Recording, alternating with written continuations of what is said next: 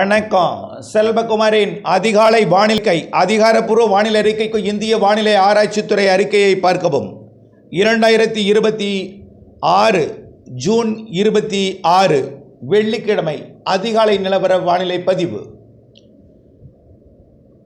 நேற்றைக்கு எதிர்பார்த்தது போலவே சென்னை மற்றும் செங்கல்பட்டு மாவட்ட கடலோரம் வரைக்கும் மழை. சென்னையில் ஒரு 2 சென்டிமீட்டர் வரைக்கும் ஆங்காங்கே காணப்பட்டது. செங்கல்பட்டு மாவட்டம் செய்யூரில் 4 சென்டிமீட்டர் வரைக்கும் மழை பிடித்திருக்கிறது. நேற்றைக்கு புதுச்சேரிக்கும் திருவள்ளூர் மாவட்டம் கடலோர பகுதிகளுக்கும் இடைப்பட்ட சென்னை மற்றும் செங்கல்பட்டு மாவட்டம் மற்றும் விழுப்புரம் மாவட்டத்தின் பகுதிகளில் மழை. நேற்றைக்கு வடகடலோர மாவட்டங்களில் மழையோட தொடக்க நாள் நேற்றைக்கு தான். காற்று சுழற்சி வங்க கடலோரம், ஒடிசா, ஆந்திர பிரதேச பகுதியில் உருவாகியிருக்கு. இந்த காற்று சுழற்சியோட இருகாற்று இணைவு தமிழ்நாட்டின் கடலோர மாவட்டங்களில் இணைந்து கொண்டிருக்கு. இப்போது சென்னை முதல் டெல்டா வரைக்கும் வானம் மேகமூட்டமாக காணப்பட்டு கொண்டிருக்கும். காரணம் என்னென்னா, கடலிலே இருகாற்று இணைவு நடைபெற்று கொண்டிருக்கிறது. திருவள்ளூர் முதல் மயிலாடுதுறை வரைக்கும் உள்ள கடலோர பகுதி அதிக மேகமூட்டமாக காணப்படும். நாகப்பட்டினம், திருவாரூர் மற்றும் காரைக்கால் பகுதிகளிலேயும் மேகமூட்டம் கூடுதலாக காணப்படும். கடலிலே மழை பெய்து கொண்டிருக்கிறது. இரு காற்று இணைவு தற்பொழுது கடலில் ஏற்பட்டு கொண்டிருக்கிறது. நிறைய பேருக்கு தென்மேற்கு பருவமழை தொடங்கும் என்றார்களே, தொடங்க காணோம். எல்லினோ என்று சொன்னார்களே, அதுதான் சரியாக இருக்கும் போல் தெரிகிறது. அடிக்கும் வெயிலை பார்த்தால், பொய்த்து போய் கொண்டிருக்கூடிய மழையை பார்த்தால், ஆகவே தொடங்கும் என்று சொன்னார்கள், இன்னும் தொடங்கவில்லை. வானத்தில் மேகத்தை காணோம். மேற்கு தொடர்ச்சி மலைப்பகுதிகளிலே சும்மா சாரல் மட்டும்தான் இருக்குது. கணவாய், பாலக்காட்டு கணவாய் பகுதிகளில் மழையை காணோம், மேகத்தை காணோம் என்ற மிகப்பெரிய மனக்கவலையையும் ஒரு பெரிய ஒரு மனக்குழப்பத்தையும் ஏற்படுத்தி கொண்டிருக்கிறீர்கள். சொல்வதெல்லாம் உண்மை, பொறுத்திருங்கள், அவ்வளவுதான்.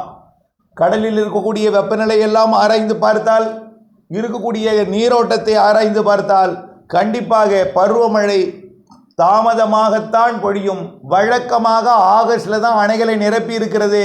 கடந்த ஆண்டு மட்டும்தான் ஜூனில் நிரப்பியது. ஆனால் கடந்த ஆண்டு கொஞ்சம் சாரல் இருந்தது. அந்த சாரல் இல்லாமல் கொஞ்சம் வெயில் கூடுதலாக இருக்கிறது. இதற்கு காரணம், கடலில் அதிக வெப்பம் இருக்கிற காரணத்தினாலே குறைந்த அழுத்த பகுதி ஒரு குறிப்பிட்ட இடங்களில் உருவாக முடியாமல் ஒரு பரவலாக எல்லா இடமும் ஒரு வெப்பம் அதிகமாக இருக்கிற காரணத்தினால இந்த குறைந்த அழுத்த பகுதி உருவாகுதில் பெரிய சாதகம். ஆனால் கண்டிப்பாக அரபிக்கடல் பகுதிகளில் குறைந்த அழுத்த பகுதி உருவாகும்.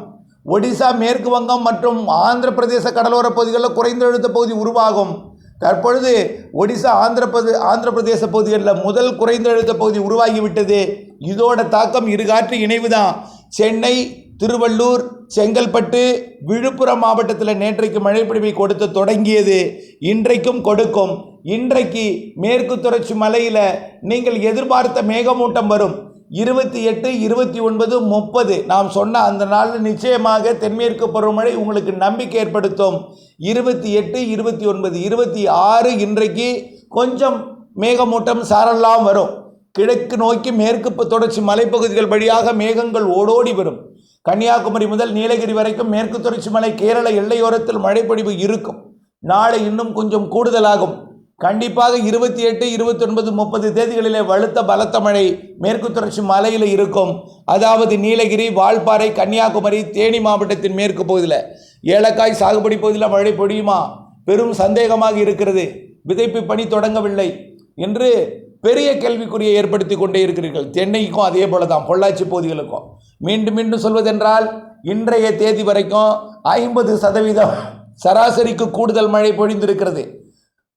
அதாவது ஒரு 8 மாவட்டங்களில் மட்டும்தான் சராசரிக்கு குறைவு. மீதம் இருக்கக்கூடிய 28 மாவட்டங்களில் சராசரிக்கு அதிக மழை பொழிந்திருக்கிறது. அந்த 8 மாவட்டத்திலையும் 50% பற்றாக்குறை இருக்கக்கூடிய மாவட்டம் 2 மாவட்டம். பாக்கி எல்லாமே 25, 2%, 1%, 5% தான் பற்றாக்குறை இருக்குது. அதுவும் நிச்சயமாக வரக்கூடிய நாட்களிலே சமன்படுத்தும் என்று உறுதியாக நம்பலாம். ஆகவே இந்த மாத இறுதியிலிருந்து தொடங்கக்கூடிய இந்த தென்மேற்கு பருவமழை ஜூலை 10 வரைக்கும் இருந்தாலும், இடையில் ஒரு 10 நாள் மீண்டும் ஒரு வெயிலை கொடுத்து மீண்டும் ஒரு இடைவெளி கொடுத்தாற்போல் இருக்கும் என்று திரும்ப சொல்லிக் கொண்டே இருக்கிறேன். இதற்கான காரணம் என்ன? ஜூன் 21ஆம் தேதி சூரியனின் குத்துக்கதிர் வட இந்திய நிலப்பகுதிகளில் விழுந்து தற்பொழுது தெற்கு நோக்கி திரும்ப தொடங்கி இருக்கிறது. ஜூன் 21 விழுந்த பிறகு தெற்கு நோக்கி திரும்பி செப்டம்பர் மாதம் 21ஆம் தேதி நிலநடுக்கோட்டை அடையும். அந்த வழித்தடத்தில் ஆகஸ்டில் மீண்டும் தமிழ்நாட்டுக்கு வெயில் வரும். வெயில் வந்தாலும் அது தென்மேற்கு பருவமழையை தீவிரப்படுத்தி இருக்கும் என்பதனால் ஆகஸ்ட் வெயில் பெரிதாக தெரியாது. இருந்தாலும் ஜூலையில் ஒரு 10-15 தேதி வாக்கில் கொஞ்சம் வெயில் கூடுதலாக இருப்பது போல் உணரப்படும். வெப்பச்சலன இடிமழை பொழிவும் இருக்கும். அதன் அடிப்படையில் இன்றிலிருந்து பார்க்க போனால் நேற்றைக்கு எப்படி சென்னைக்கு 2 சென்டிமீட்டர் வரைக்கும் மழை பொழிவை கொடுத்தது, இன்றைக்கு இன்னும் கொஞ்சம் கூடுதலாக, ஆனால் உடனடியாக வராது. காரணம் என்னன்னா, இப்போ மேகம் களைவதற்கு தாமதம் ஏற்பட்டு கொண்டிருக்கிறது.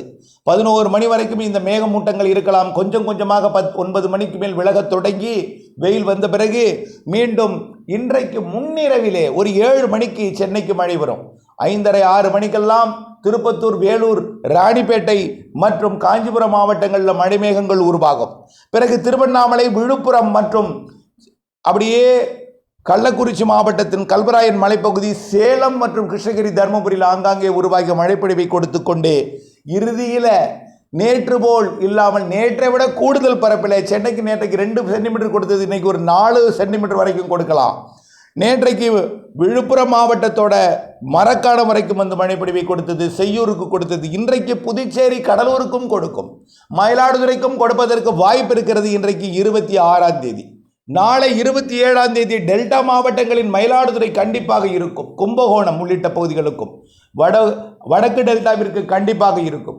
அதே போல தென்மேற்கு பருவமழையும் கேரளா எல்லையோர பகுதிகளில் வலுத்திருக்கும். 27 கொஞ்சம் 28 இன்னும் கொஞ்சம் வலுக்கும். 28, 29, 30 நம்பிக்கை ஊட்டும் மழைப்பொழிவு கண்டிப்பாக கிடைக்கும். நீலகிரி, வால்பாறை மற்றும் ஏலக்காய் சாகுபடி பகுதி, தேனி மாவட்ட மேற்கு சரிவு மற்றும் கன்னியாகுமரி மாவட்ட பகுதிகளில் வரக்கூடிய 28, 29, 30 மழை இருக்கும். பிறகு கொஞ்சம் தீவிரம் குறைந்தது போல் இருந்தாலும் மழை இருந்து கொண்டிருக்கும். ஜூலை 15 தேதி 18 தேதியிலிருந்து வலுப்பெறும் தென்மேற்கு பருவமழை, அதுதான் ஒரு சிறப்பான மழைப்பொழிவை கொடுக்கும். ஜூலை 18 தேதியிலிருந்து அது அணைகளுக்கு நீர்வரத்தை கொடுக்கும் வகையில் நிகழ்வு உருவாக போகும். அரபிக்கடலில் கண்டிப்பாக காற்றழுத்த தாழ்வு நிலை பகுதிகள் உருவாகும். இதுவரைக்கும் மும்பை பகுதிகளில் அமைந்து அங்கே வெள்ளப்பெருக்கு ஏற்படுத்தியதை நீங்கள் நினைவுபடுத்த விரும்புகிறேன். கடந்த 2-3 நாட்களுக்கு முன்பு மும்பையில் குடிநீர் பற்றாக்குறை என்றார்கள், பிறகு அடுத்தது வெள்ளப்பெருக்கு என்றார்கள். இப்படித்தான் மாற்றி மாற்றி தகவல்கள் வந்து கொண்டே இருக்கும். ஆகவே ஒரு நாள் கிடைக்கக்கூடிய தகவலை வைத்து, அதுவும் 1 இல்லை 2 இல்லை 10க்கு மேற்பட்ட ஊடகங்களிலே ஒரே நேரத்தில் சூப்பர் எல்னினோ என்று உங்கள் மனதை பாதிக்கும் வகையில் தகவல் சொல்லும் பொழுது கவலை அடைந்து விடுகிறீர்கள், கவலையில் ஆழ்ந்து விடுகிறீர்கள். கண்டிப்பாக மழைப்பொழிவு தாமதமாகத்தான் பொழியும். தென்மேற்கு பருவமழை உடனடியாக தென்மேற்கு பருவமழை இறுதி காலத்தில் பலத்த மழை இருக்கும். வடகிழக்கு பருவமழை தொடங்கும் நேரத்தில் வரைக்கும் கூட தென்மேற்கு பருவமழை வலுத்திருக்கும். அக்டோபர் 18 வடகிழக்கு பருவமழை தொடங்கியது முதல் மிக பலத்த மழைப்பொழிவு இருக்கும். ஆகவே வங்கக்கடலின் தெற்கு பகுதி, நிலநடுக்கோட்டு இந்திய பெருங்கடல், அதாவது இதுவரைக்கும் அரபிக்கடல் தெற்கு பகுதி மட்டுமே வெப்பம் உயர்ந்திருந்தது. இப்பொழுது வங்கக்கடலோட தெற்கு பகுதிக்கு வெப்பம் உயர்ந்து கொண்டிருக்கிறது. அதாவது நெகட்டிவ் ஐஓடியாக மாறிக்கொண்டிருக்கிறது. இந்த நெகட்டிவ் ஐஓடி வடகிழக்கு பருவமழைக்கு மிகச் சாதகமாக இருக்கும், மிக சாதகமாக இருக்கும். ஆகவே கண்டிப்பாக நெகட்டிவ் ஐஓடி என்பது இலங்கைக்கும் சுமத்ரா தீவுக்கும் இடைப்பட்ட பகுதியில் ஏற்படக்கூடிய இந்த வெப்ப உயர்வு என்பது கண்டிப்பாக நிறைய மழைப்பொழிவை வடகிழக்கு பருவமழை காலத்தில் கொடுக்கும். நான் சொல்வதெல்லாம் ஒன்றே ஒன்று, இன்றைக்கு சென்னை உள்ளிட்ட பகுதிகளுக்கு கொடுக்கக்கூடிய மழை படிப்படியாக 28ஆம் தேதி அது சேலத்திற்கும் கிருஷ்ணகிரிக்கும் இடையே, ஈரோடு வடக்கு, நீலகிரி மற்றும் திருச்சி வடக்கு மற்றும் அரியலூர், பெரம்பலூர், டெல்டா மாவட்டங்களின் வடக்கு பகுதி கடலோரத்திற்கும் வாய்ப்பு இருக்கிறது. அப்படியே வட உள் மாவட்டங்கள், வடகடலோரம் எல்லாம் கொடுக்கும். பிறகு தொடர்ந்து சென்னை உள்ளிட்ட பகுதிகளுக்கு இந்த மாத இறுதி வரை மாலைக்கு பிறகு முன்னிரவு, நள்ளிரவு அதிகாலை நேரத்தில் டெல்டாவிற்கு மழை வரும். அதாவது வரக்கூடிய 28, 29 தேதிகளில் நள்ளிரவு அதிகாலை நேரத்தில் மழைப்பொழிவு கொடுக்கும். கடலுக்குள் வந்தும் காலை நேரத்திலும் அது மேகமூட்டத்தை கொடுத்து கொண்டு தூறலை கடலிலே கொடுத்து கொண்டே இருக்கும், மழைப்பொழிவை கொடுக்கும். அப்பொழுது களைவதற்கு தாமதம் ஏற்படும் 28, 29 தேதிகளில். ஆக வடகடலோரத்தில் கடலோரம் கொடுக்கக்கூடிய மழை வட உள் மாவட்டங்களுக்கு இன்றைக்கு கிடைத்து மயிலாடுதுறை வரை முன்னேறும். நாளைக்கு பிறகு அது டெல்டாவிற்கும் வரும். முன்னிரவிலே வடகடலோரம் வட உள் பகுதிகளில் கொடுக்கும். தென் மாவட்டங்களிலும் மதுரை, விருதுநகர் மாவட்டத்தின் கிழக்கு பகுதி, ஆங்காங்கே ராமநாதபுரம் உள்பகுதி, மதுரை மாவட்டம் வடக்கு பகுதி, திண்டுக்கல் மாவட்டம் நத்தம் பகுதி, கொடைக்கானல் மலைப்பகுதியோட கிழக்கு பகுதி மற்றும் சிவகங்கை புதுக்கோட்டை மாவட்ட பகுதிகளிலையும் ஆங்காங்கே வரக்கூடிய நாட்களிலே, அதாவது 27, 28, 29 தேதிகளில் மழை இருக்கும். அது தெற்கு டெல்டாவில் ஆங்காங்கே வந்து கொடுக்கும். தெற்கு காற்றோட வேகத்தை பொறுத்து அதோட மழைப்பொழிவோட அளவு ஏற்ற இறக்கம் இருக்கும். இருந்தாலும் வங்கக்கடலில் உருவாகியிருக்கக்கூடிய காற்று சுழற்சி நேரடியாக குமரி முனை மற்றும் ராமேஸ்வரம் முனை மற்றும் கோடியக்கரை முனை வழியாக தொட்டுக்கொண்டு பயணிக்காமல் இலங்கைக்கு கிழக்கு புறமாக தெற்கு காற்று பயணிக்கும் என்பதனால் வரக்கூடிய 27, 28, 29 தேதிகளில் கண்டிப்பாக 28, 29 தேதிகளிலே கோடியக்கரை முனைக்கும் மழைப்பொழிவை கொடுக்கலாம். ராமேஸ்வரம் ராமநாதபுரம் மாவட்ட கடலோர பகுதிகளுக்கும் மழைப்பொழிவை கொடுக்கலாம். ஆனால் ராமேஸ்வரத்துக்கு கொஞ்சம் கஷ்டம். ராமநாதபுரத்தோட தொண்டி பகுதிக்கும் புதுக்கோட்டை மாவட்டம் மணமேல்குடி போன்ற பகுதிகளுக்கும் வரக்கூடிய 27, 28, 29 தேதிகளில் மழைப்பொழிவை கொடுக்கும். ஆக மீண்டும் ஒரு முறை சொல்கிறேன், தென் மாவட்டங்களுக்கும் ஆங்காங்கே, டெல்டாவிற்கு ஆங்காங்கே கொடுத்தாலும் வட உள் மாவட்டங்கள் வடகடலோரம் வரக்கூடிய 4 நாட்களுக்கு பலத்த மழை முன்னிரவிலே நள்ளிரவிலே அதிகாலை வரைக்கும் ஆங்காங்கே கொடுத்து கொண்டிருக்கும். மேற்கு தொடர்ச்சி மலைப்பகுதிகளில் வரக்கூடிய நாட்களிலே கொஞ்சம் தீவிரமடையும். பிறகு இடையில ஜூலை 10 தேதி வாக்கில் கொஞ்சம் தொய்வு ஏற்பட்டாலும் 18 வலுப்பெறும், அது உறுதி. தயவு செய்து குழப்பமடையாமல் பல்வேறு செய்திகளை கேட்டு உங்கள் மனவேதனையை ஏற்படுத்தி கொள்ளாமல் தயவுசெய்து புரிஞ்சுங்க. உங்கள் மனசு நிம்மதியாக இருக்கணும், உங்கள் மனசு மகிழ்ச்சியாக இருக்கணும்னா என்ன செய்யணும்? எல்லா தகவலையும் போட்டு ஏற்படுத்தி கொண்டு குழப்பி கொள்ளாதீங்க. தயவுசெய்து புரிஞ்சுக்குங்க. எப்பொழுதுமே ஆகஸ்டில் தான் மேட்டூர் அணை நிரம்பியிருக்கு. ஜூலைக்கு பிறகுதாமே மழைப்பிடிவே தீவிரமடையும். ஆனால் இந்த ஆண்டு ஜூனில் இருக்கக்கூடிய அந்த சாரல் இல்லை, இருந்தாலும் அதுவும் பொழியும். ஜூலை இறுதி, ஆகஸ்ட் பிற்பகுதி மிக வலுத்திருக்கும். செப்டம்பர், அக்டோபர் மிகச்சிறப்பான மழை இருக்குது. ஆந்திர பிரதேச கரையோரம் அருகே உருவாகக்கூடிய காற்று சுழற்சி தமிழ்நாட்டின் மழைப்பொழிவை கூடுதல் அதிகப்படுத்தும் செப்டம்பர் மாதம். ஆகவே கண்டிப்பாக மழை நாம் நினைக்கும் பொழுது பொழியாது, அது பொழியும் பொழுது சேமிப்பதற்கு நாம் எந்த நேரமும் தயார் நிலையில் இருக்க வேண்டும்.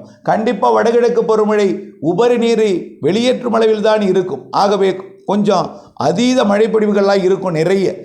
இலங்கைக்கு கடந்த ஆண்டு எப்படி ஒரு பாதிப்பை கொடுத்ததோ அப்படிப்பட்ட மழைப்பொழிவுகள்லாம் பல்வேறு கடலோர சில மாவட்டங்களில் இருப்பதற்கு வாய்ப்பு இருக்குது. நாம் செய்ய வேண்டிய வேலை ஒன்றே ஒன்று, இருக்கும் பண்ணை குட்டைகளை ஆழப்படுத்துவோம், அகலப்படுத்துவோம். வடகிழக்கு பருவமழை காலத்திற்கு நாம் கரைகளை வலுப்படுத்துவோம். அதே போல புதிதாக நீர் சேமிப்பதற்கு பண்ணை குட்டைகளை ஏற்படுத்துவோம். வரக்கூடிய 2027 கோடை வெப்பத்தை சமாளிப்பதற்கு அதுதான் சூப்பர் எல்னினோ. அந்த அடுத்த ஆண்டு தான் சூப்பர் எல்னினோட தாக்கம் இருக்கும். இந்த ஆண்டு இருக்கக்கூடிய வெப்பநிலையை வைத்து பார்த்தால் மழை இருக்கிறது, தாமதமாக பொழியும். வடகிழக்கு பருவமழை சிறப்பாக பொழியும் என்று தான் திரும்ப சொல்லிக்கொண்டே இருக்கிறோம். அதே போல அதற்கு ஆதாரம் தான் இன்றைய தேதி வரைக்கும் 50% மழைப்பொழிவு கூடுதல் பொழிந்திருக்கிறது என்பதையும் அந்த பட்டியலையும் நாம் ஏற்கனவே அறிவித்திருக்கிறேன். ஆக வரக்கூடிய நாட்களில் இந்த பற்றாக்குறை இருக்கக்கூடிய இந்த பாலக்காட்டு கணவாய் பகுதிகளுக்கும் பொழியும். ஆகவே சற்றே பொறுத்திருங்கள். ஜூலை, ஆகஸ்ட் நல்ல மழை இருக்குது. இந்த மாத இறுதியில் அதற்கான நம்பிக்கை ஊட்டும் மழைப்பொழிவு இருக்குது. செப்டம்பர், அக்டோபர் அதை விட சிறப்பாக இருக்குன்னு சொல்லிகிட்டே இருக்கோம். தயவுசெய்து புரிஞ்சுக்குங்க. அக்டோபரில் மிகச்சிறப்பான மழை இருக்குது. அக்டோபர் 18 வடகிழக்கு பருவமழை தொடங்கியதுமே மிக வலுவாக இருக்கும்.